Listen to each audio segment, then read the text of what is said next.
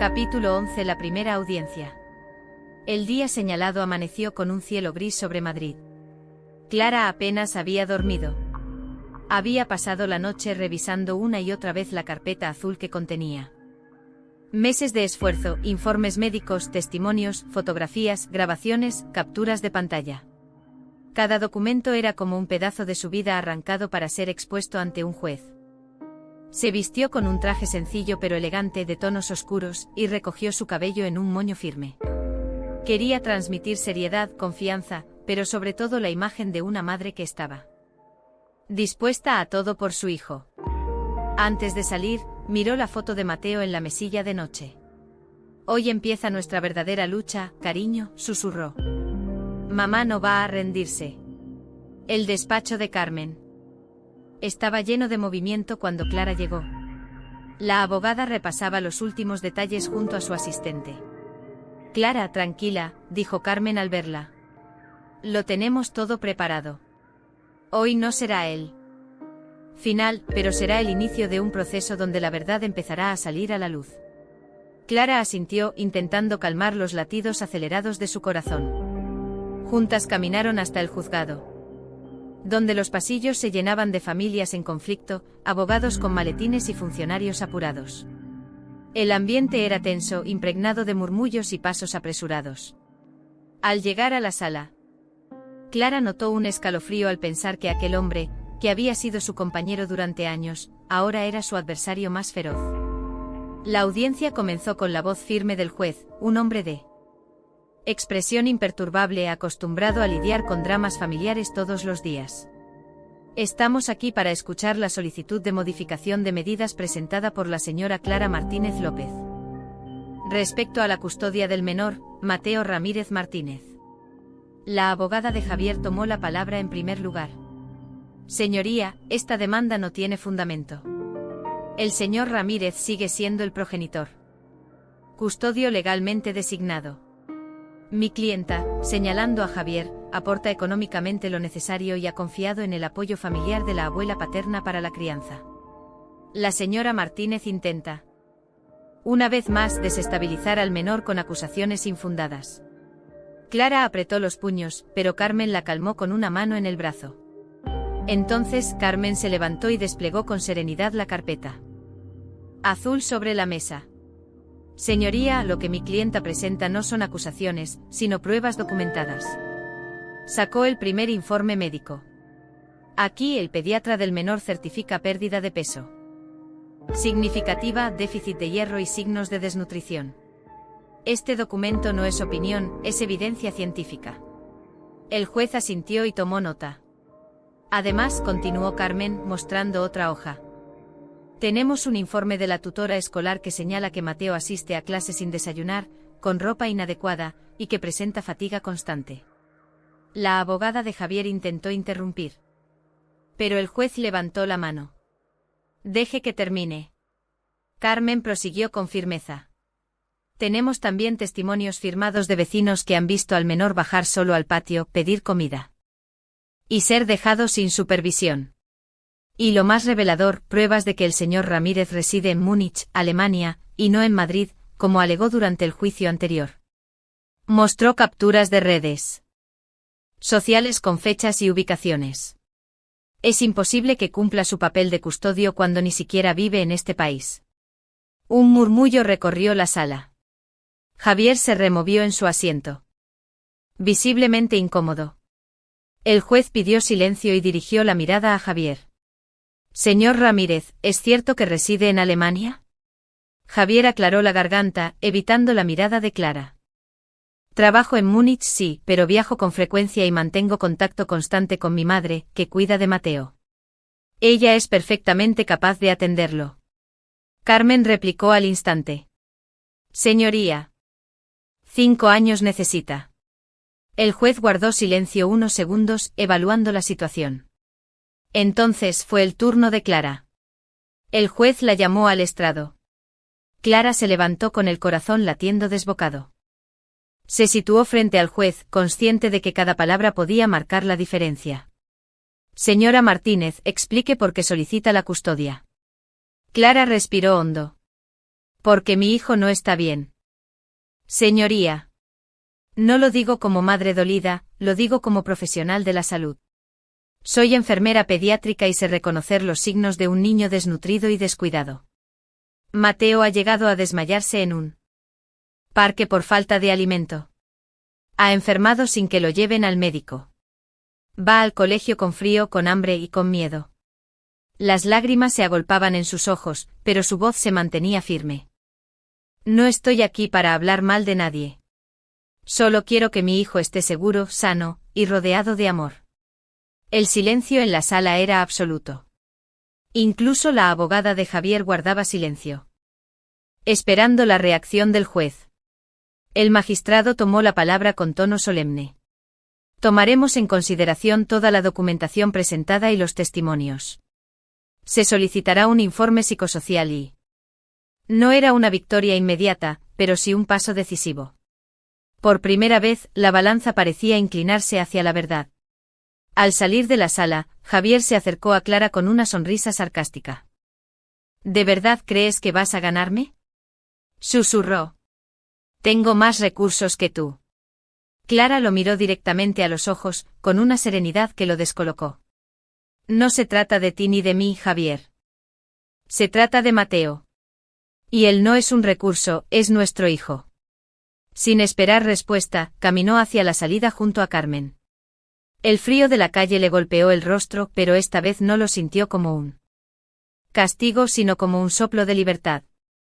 Esa noche Clara escribió en su diario. Hoy ha sido la primera audiencia.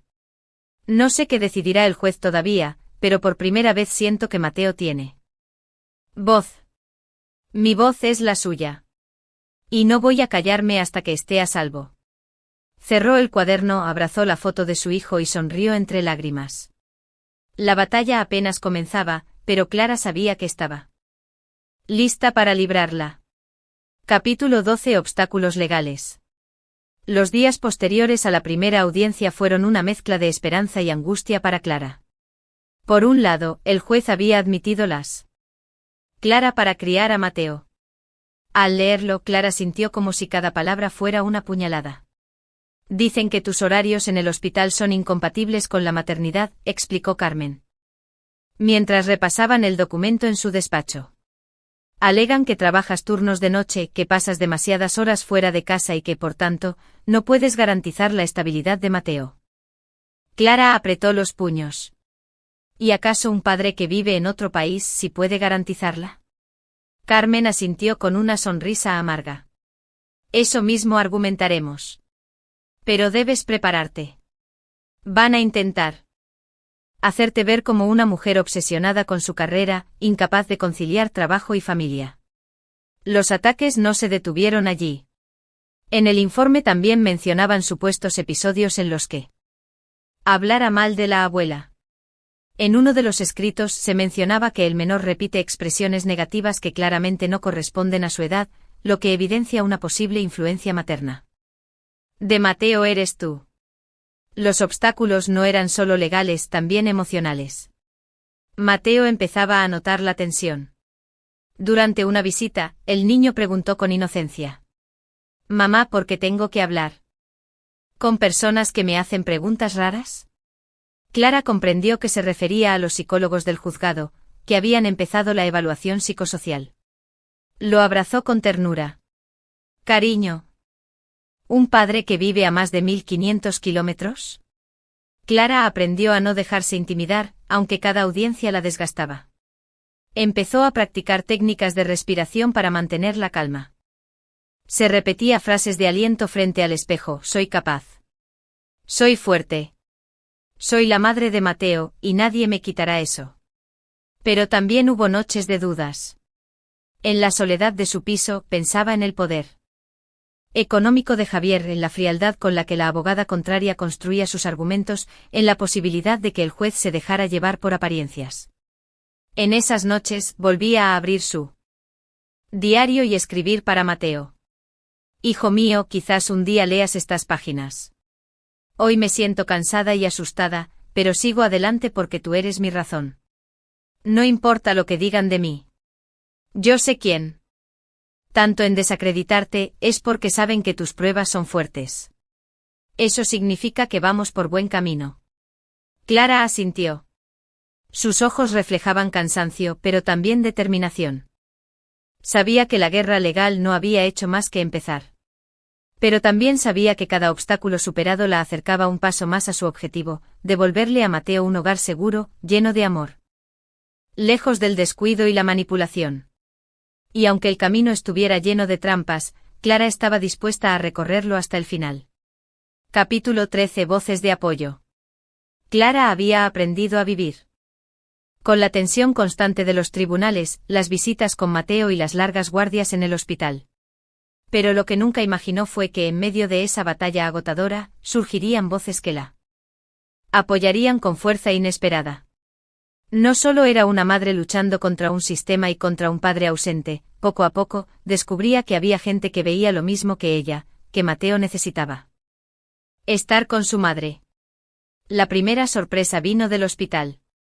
Marta, su compañera de turno, se acercó un día al final de una guardia y le dijo: Clara, si necesitas que alguien declare a tu favor, cuenta conmigo. He visto cómo, incluso en medio del cansancio, hablas de tu hijo con una ternura que pocas personas tienen. Y también he visto cómo corres a recogerlo aunque salgas agotada de trabajar.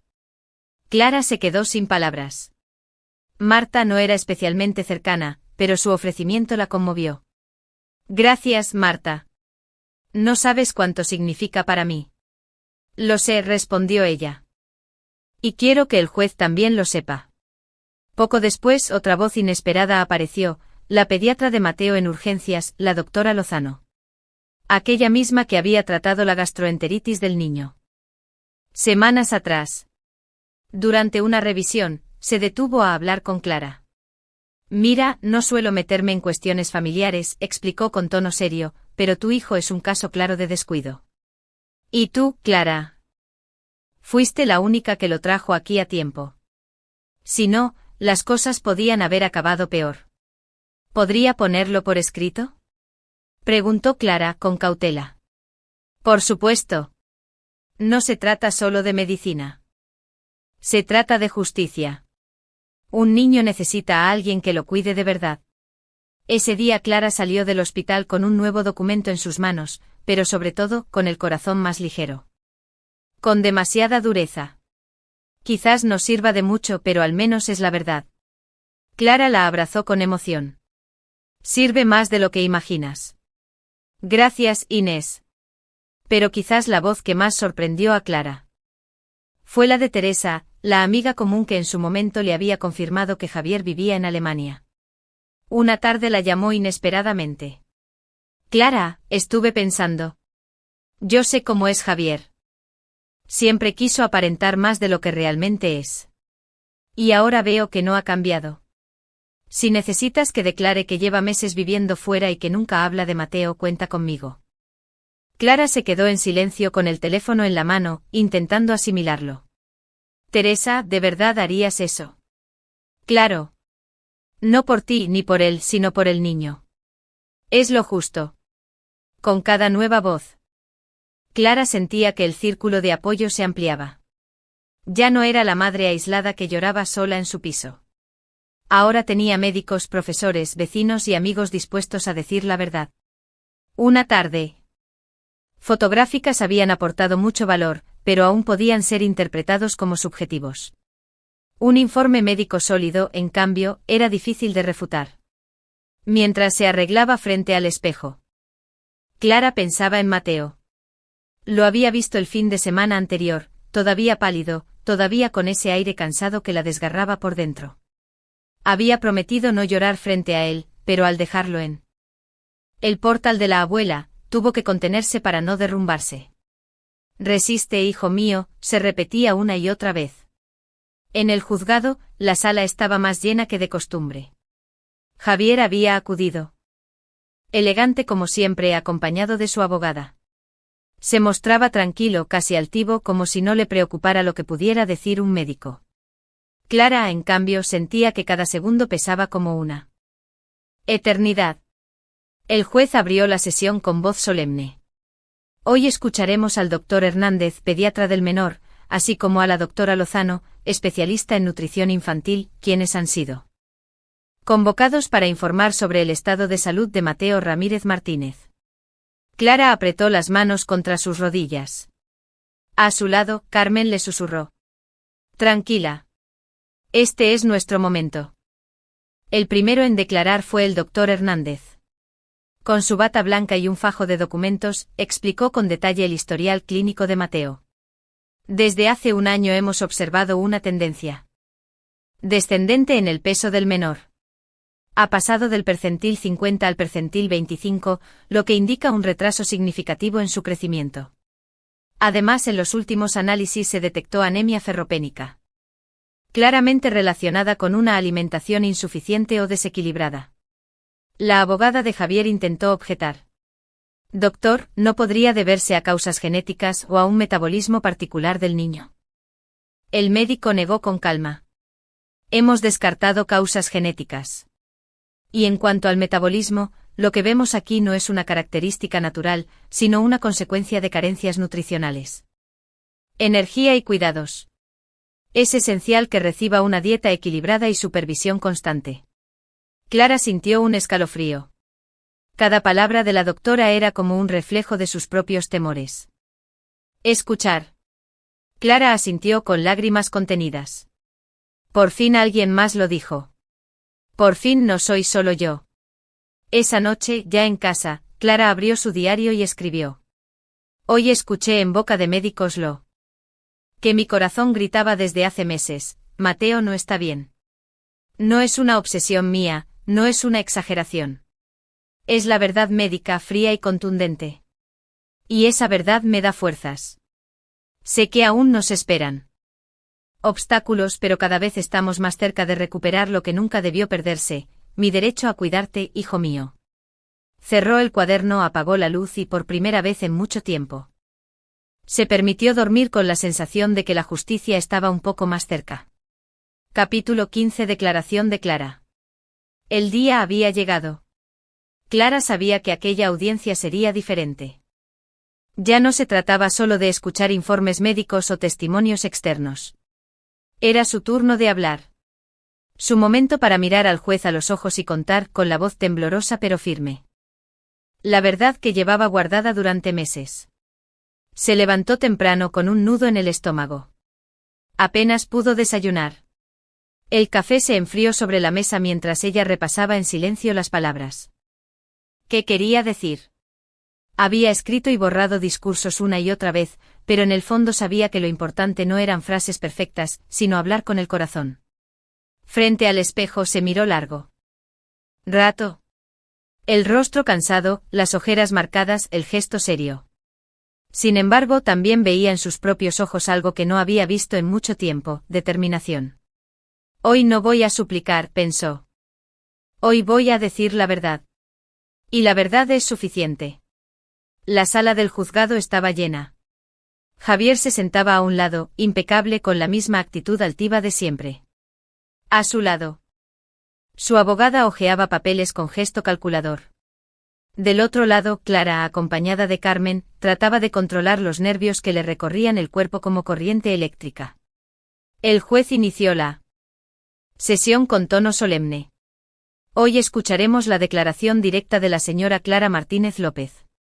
El silencio se extendió por la sala. Clara se levantó despacio, caminó hasta el estrado y se situó frente al juez.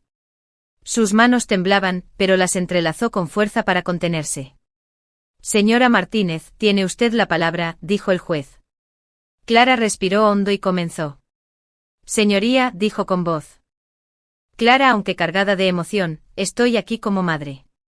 No como enfermera, ni como exesposa, ni como parte en un proceso legal. Estoy aquí como la única persona que nunca ha dejado de estar al lado de Mateo. Hizo una pausa, sintiendo cómo se le humedecían los ojos. Desde el día en que nació, he estado con él en cada momento importante: sus primeras palabras, sus primeros pasos, sus enfermedades. Cuando tenía fiebre en mitad de la noche, fui yo quien lo sostuvo en brazos. Cuando lloraba por miedo a la oscuridad, fui yo quien se sentó junto a su cama hasta que se dormía. Nunca falté, señoría. Nunca. La sala permanecía en silencio absoluto. Pero desde que se otorgó la custodia a su padre, mi hijo está viviendo una realidad que nadie debería aceptar. No quiero hablar mal de nadie, pero la verdad es clara, su padre no está aquí.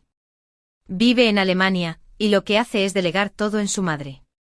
Y su abuela, con todo el respeto, ya no tiene fuerzas para cuidar de un niño pequeño.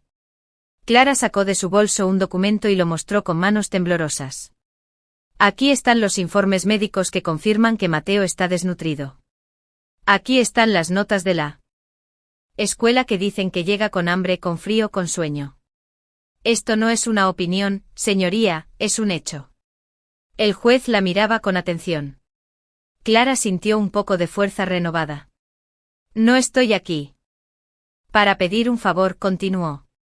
Estoy aquí porque un niño merece vivir en un hogar donde se sienta amado y cuidado. Mi hijo necesita más que ropa de marca enviada desde otro país o juguetes caros que solo sirven para llenar un vacío. Mi hijo necesita una madre que lo abrace, que lo acompañe a la escuela, que lo lleve al médico, que se ría con él en el parque. Eso, señoría, es lo que siempre le he dado y lo que quiero seguir dándole. Su voz se quebró, pero no bajó la mirada. Sé que mi trabajo es exigente. Sí, soy enfermera y hago guardias largas. Pero eso no me hace menos madre. Al contrario. Cada día, mientras cuido de otros niños en el hospital, pienso en el mío. Cada conocimiento que tengo, cada experiencia, me ha hecho más capaz de cuidar de Mateo. Y cuando termino mis turnos, corro a casa no para descansar, sino para estar con él. Clara hizo otra pausa, mirando fugazmente a Javier, que evitaba su mirada. Su padre habla de estabilidad económica. Pero la estabilidad económica no sirve de nada si no hay amor ni presencia. El dinero no calma la fiebre de un niño, no lo consuela cuando se siente solo, no le da de comer cuando tiene hambre. Lo único que lo hace es alguien que esté allí todos los días a su lado. Un murmullo recorrió la sala. Clara respiró hondo y continuó, más emocionada. Señoría, yo no tengo miedo de renunciar a todo lo que tengo.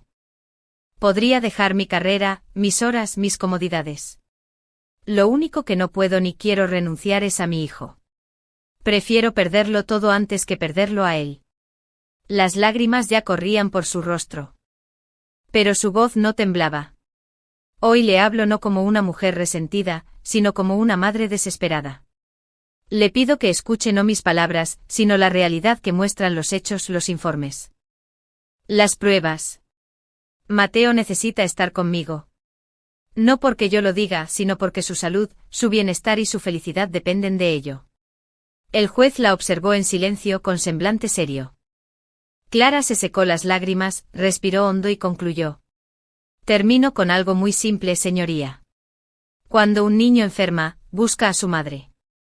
Cuando un niño llora, llama a su madre.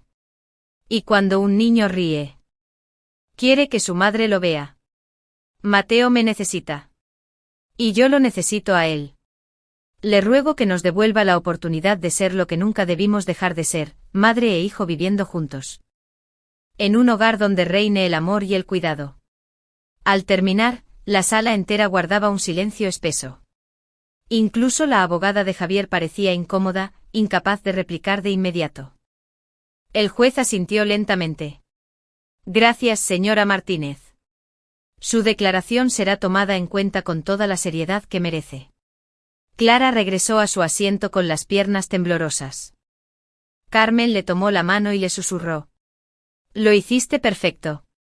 Has hablado con el corazón, y eso pesa más que cualquier alegato técnico. Clara cerró los ojos, agotada pero aliviada. Había dicho todo lo que tenía dentro. Ahora solo quedaba esperar que la verdad, esa verdad cargada de amor y de lágrimas, fuera más fuerte que cualquier mentira. Esa noche Clara escribió en su diario. Hoy hablé frente al juez. No sé qué decidirá, pero sé que dije la verdad. Mateo, hijo mío, cada palabra que pronuncié fue por ti. Ojalá algún día leas esto y entiendas que tu madre nunca se rindió.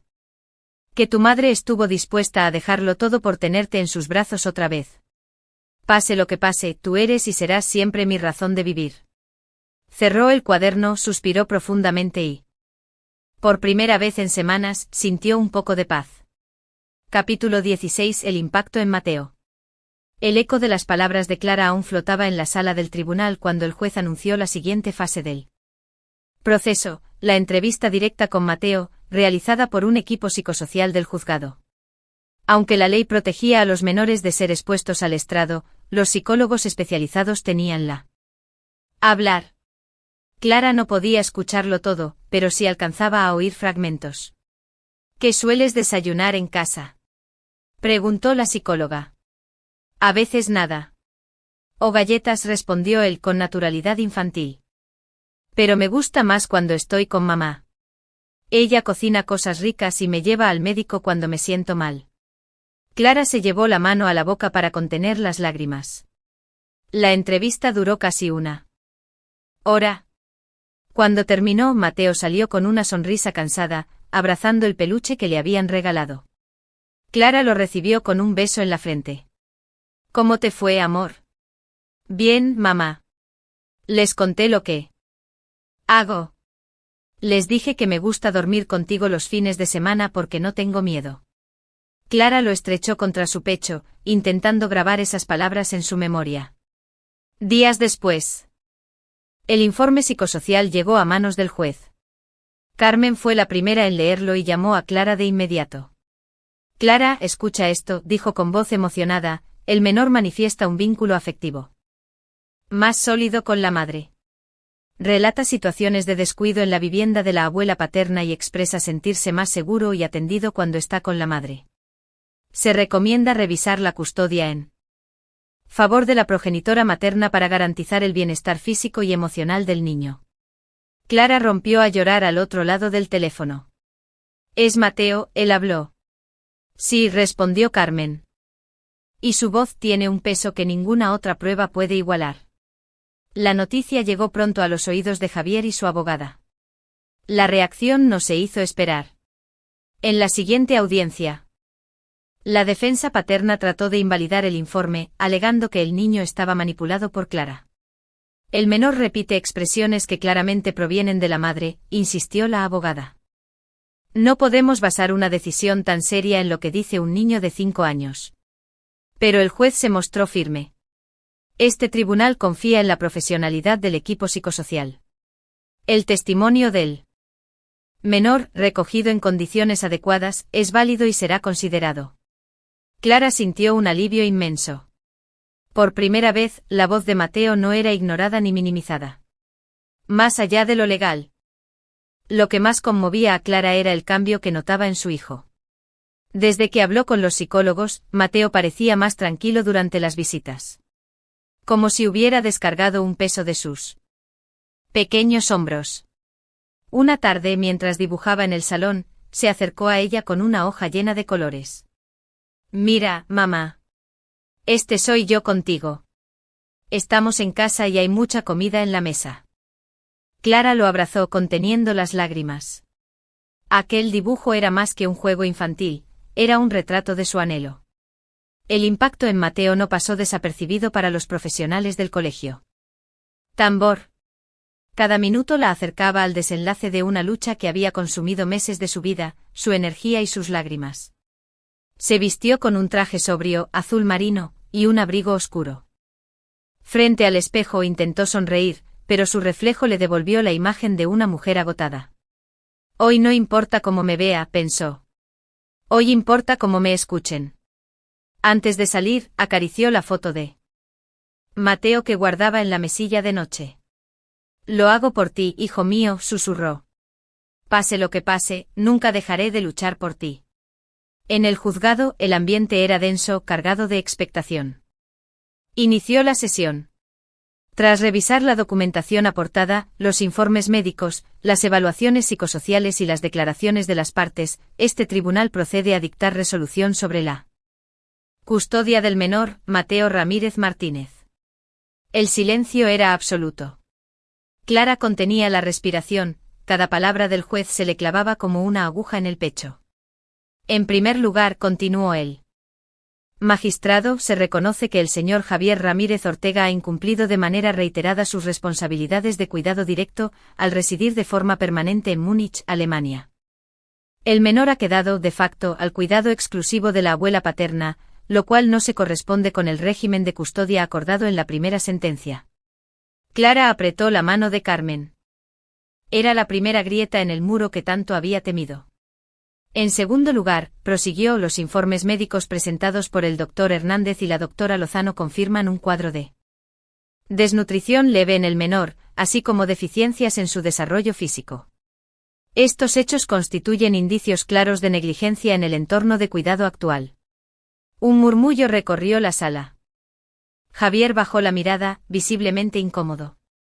En tercer lugar, el informe psicosocial elaborado por el equipo de este juzgado concluye que el menor mantiene un vínculo afectivo más sólido con su madre, la señora Clara Martínez López, y que expresa sentirse más seguro y atendido bajo su cuidado. Las lágrimas comenzaron a acumularse en los ojos de Clara. El juez hizo una pausa, como si quisiera subrayar la importancia de lo que venía después. Por todo lo anterior, este tribunal resuelve: la custodia del menor Mateo Ramírez Martínez queda asignada a la madre, la señora Clara Martínez López. El corazón de Clara dio un vuelco. Apenas podía creer lo que acababa de escuchar. El padre, el señor Javier Ramírez Ortega, mantendrá la patria potestad compartida. Este tribunal recuerda que la prioridad máxima en cualquier disputa de custodia es el interés superior del menor. En este caso, el bienestar físico y emocional de Mateo exige un cambio inmediato en la custodia. La audiencia quedó levantada. Clara se levantó lentamente con las piernas temblorosas. Miró a Javier, que la observaba con una mezcla de rabia y desconcierto. Por un momento, recordó al hombre con el que había compartido años de vida, pero enseguida apartó ese pensamiento. Ahora lo único que importaba era Mateo. Carmen la abrazó con fuerza. Este es solo el comienzo de una nueva etapa. Pero Mateo estará contigo y eso lo cambia todo. Clara asintió, todavía con lágrimas corriendo por sus mejillas. Al salir del juzgado, la lluvia fina de Madrid le acarició él. Crezcas sano, feliz y libre. Y prometo que jamás volverás a sentirte desatendido. Somos tú y yo, hijo mío. Siempre. Cerró el cuaderno, apagó la luz y se permitió sonreír. El futuro seguía siendo incierto, pero ya no tenía miedo. Tenía a Mateo a su lado. Y eso lo cambiaba todo. Capítulo 18. Un nuevo comienzo. El amanecer después del veredicto fue diferente a todos los demás. Clara abrió los ojos con una sensación que había olvidado hacía mucho tiempo, la de despertar en paz. La luz tenue de Madrid entraba por la ventana de su piso en la calle de Alcalá. Y en la habitación contigua podía escuchar la respiración suave y acompasada de Mateo. Por primera vez en meses, dormía bajo su mismo techo sin tener que devolverlo a otro hogar al final del finde. Juntos. Mateo sonrió con timidez, como si todavía no terminara de creérselo. Los días siguientes fueron una mezcla de emoción y adaptación. Clara reorganizó su rutina para priorizar la presencia de Mateo. Habló con la dirección del hospital y solicitó cambios en su horario.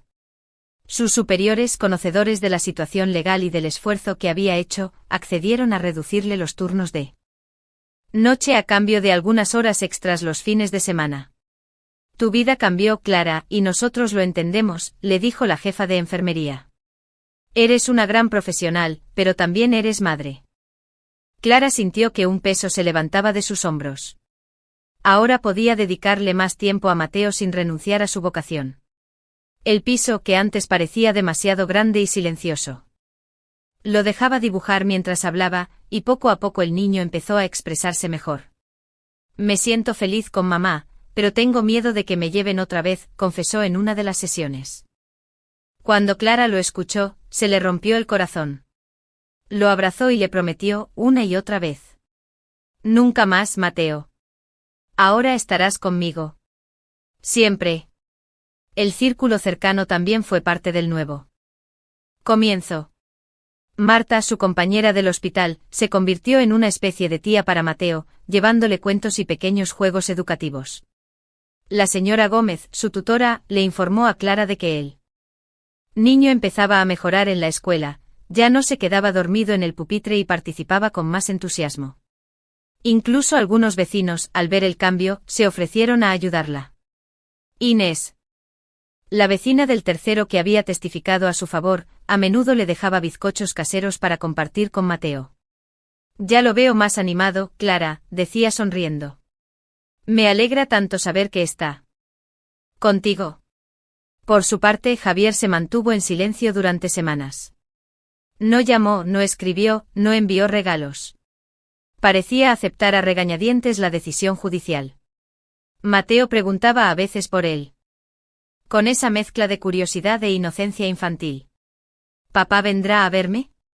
Clara, con el corazón dividido, respondía siempre con sinceridad y delicadeza. Claro que sí, cariño.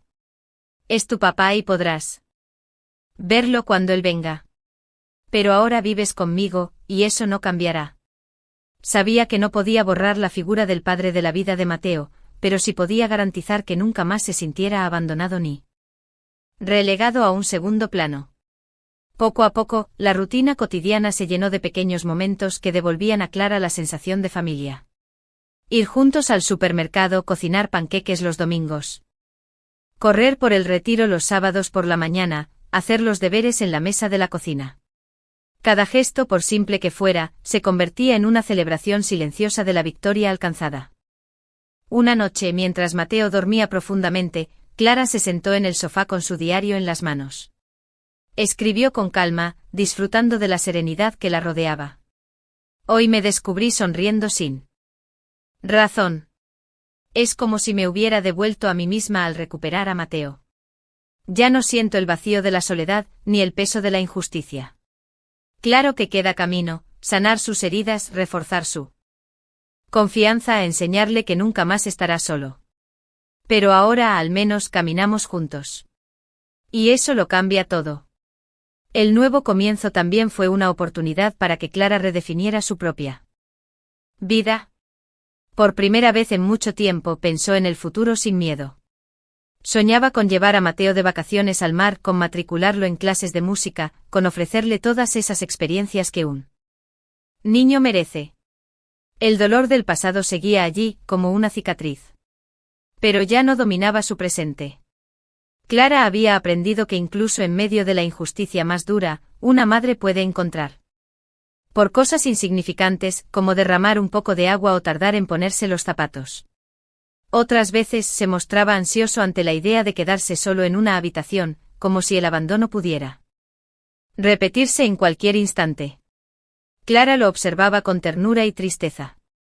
Sabía que el amor no bastaba para borrar de golpe esos miedos. Por eso buscó ayuda. Decidió mantener las sesiones con la. Clara respiró hondo antes de responder. Podrás verlo si quieres, porque siempre será tu papá. Pero tú y yo no nos vamos a separar nunca más. El niño sonrió como si aquellas palabras fueran un escudo contra sus temores. El proceso de sanación no fue lineal. Hubo retrocesos. Un día Mateo volvió de la escuela llorando porque un compañero le había preguntado por qué vivía con su madre y no con su padre. Se encerró en su cuarto, negándose a hablar. Clara se sentó en el suelo frente a la puerta y con voz suave le dijo: Hijo, no tienes por qué sentir vergüenza. Nuestra familia es diferente, sí, pero no es menos. Eres un niño valiente y querido. Después de un rato, Mateo salió y la abrazó en silencio. Clara comprendió que sanar no significaba olvidar, sino aprender a vivir con las cicatrices sin que dolieran en cada paso. En paralelo, ella también debía sanar las suyas.